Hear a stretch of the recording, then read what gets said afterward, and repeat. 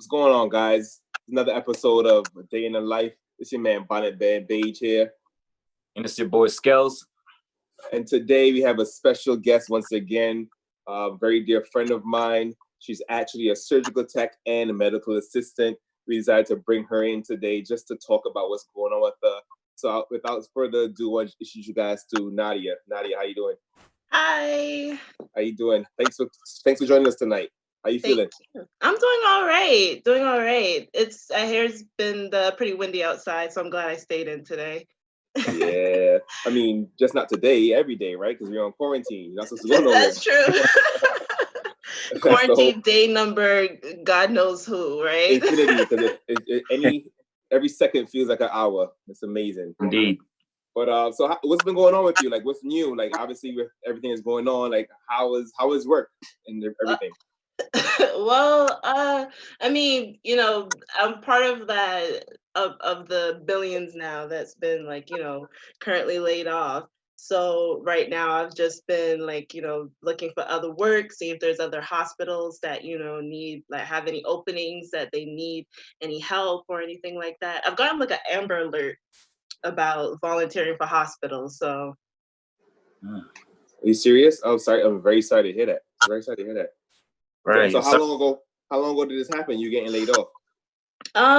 It happened at the end of March. Literally on the last week of March. That day where all Kumo said that all businesses closing at 8, elective surgeries are discontinued until whenever. They don't even know when they're going to open back up. They say May, but there's talk that it's going to be longer than that, and this whole other conversation to get into. So Oh, that's crazy. But before you got let go, sorry about that again. How long were you at that position?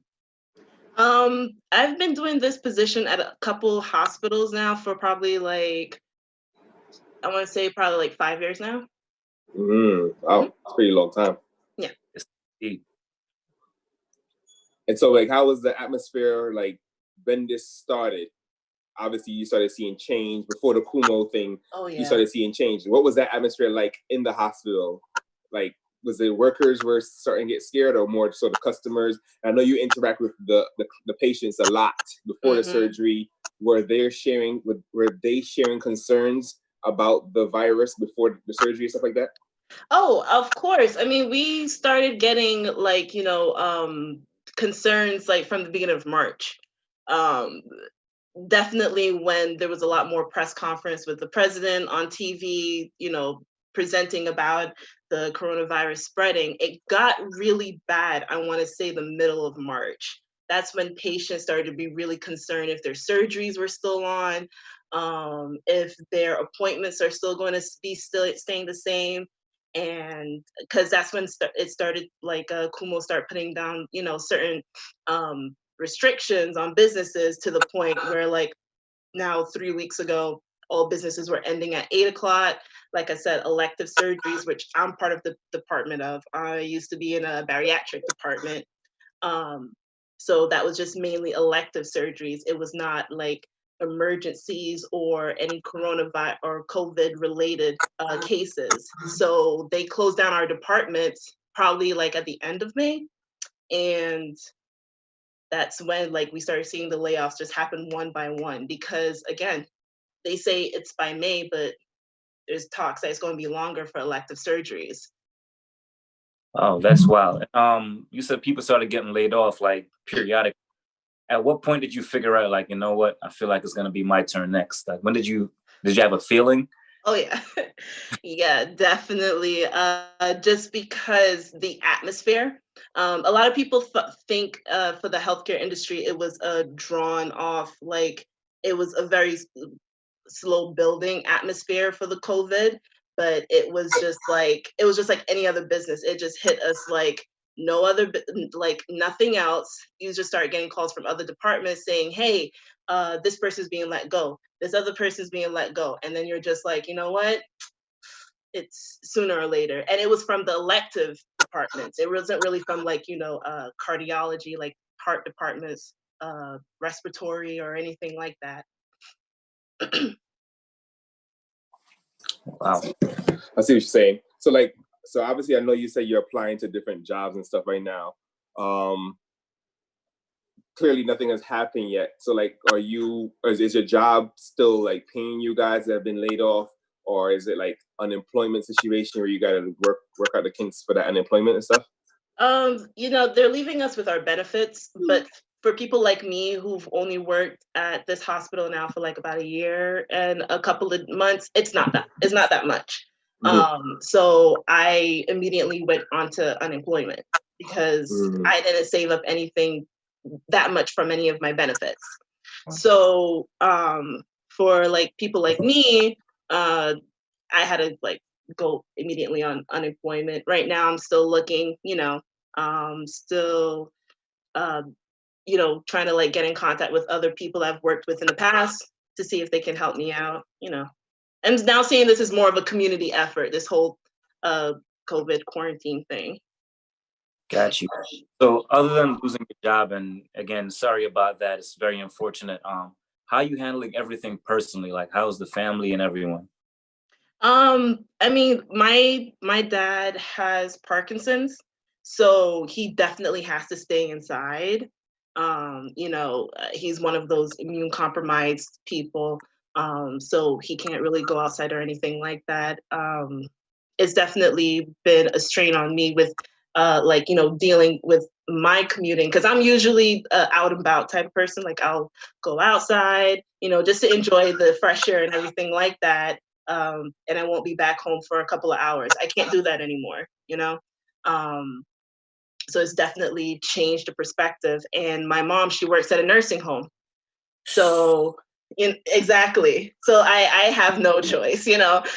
So I have to be like extra careful, you know, making sure anyone that comes in my house, they have a bottle of Purell with them. And you know, just making sure that I have to be on my P's and Q's, basically. Well, speaking of, you know, your dad having Parkinson's, apologize for that. And his having a weak immune system, I can definitely relate, because you know my mom, she's going through cancer now, so that's definitely relatable. So basically, with that being said, like, do you feel like, are you scared? Like, does this virus make you scared? Oh, you know, it definitely does. I try to encourage my dad to turn off the news once in a while, because that gives me crazy anxiety if I would just watch it for like 10 minutes. So, you know, I'll probably tell him to just lock himself up in his room for the rest of the day if I could, but I can't.